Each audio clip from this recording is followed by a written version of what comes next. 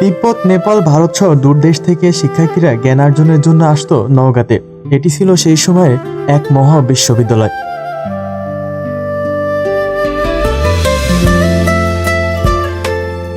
সোমপুর মহাবিহার।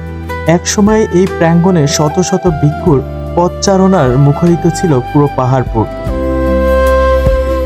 সাধারণত ভিক্ষু বলতে যারা সংসার ত্যাগ করে বৌদ্ধ ধর্ম অনুযায়ী জীবনযাপন করে এমন ধ্যানস্ব ব্যক্তিকে বোঝায়।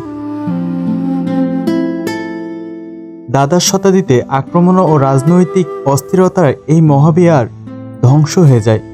সময়ের সাথে সাথে মাটির নিচে চাপা পড়ে যায় এক গৌরবময় অধ্যায়।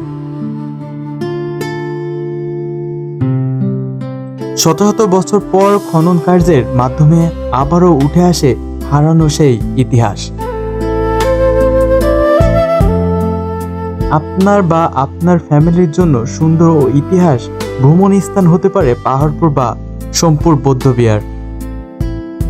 এখানে মাথা উঁচু করে দাঁড়িয়েছিল দক্ষিণ এশিয়ার অন্যতম বৃহত্তম বৌদ্ধ শিক্ষা কেন্দ্র। চারিদিকে 177টি ভিক্ষু কক্ষ, মাঝখানে বিশাল চূষাকৃত মন্দির, আর টেরাকোটা ফলকে ফুটে উঠেছে ধর্ম, সমাজ আর মানুষের জীবনের গল্প, যা নির্মাণ হয়েছিল 1200 বছর আগে।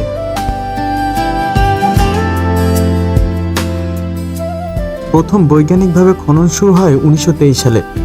তৎকালীন আর্কিওলজিক্যাল সার্ভে অফ ইন্ডিয়া 1923 সাল থেকে 1934 সাল পর্যন্ত ধারাবাহিক খনন কাজ চালায়। আর তখনই ধীরে ধীরে উঠে আসে বিশাল কেন্দ্রীয় মন্দির, 177টি ভিক্ষু কক্ষ এবং অসংখ্য টেরাকোটা ফলক, যা প্রমাণ করে বাংলার মাটিতে একসময় গড়ে উঠেছিল বিশ্বমানের এক শিক্ষা কেন্দ্র।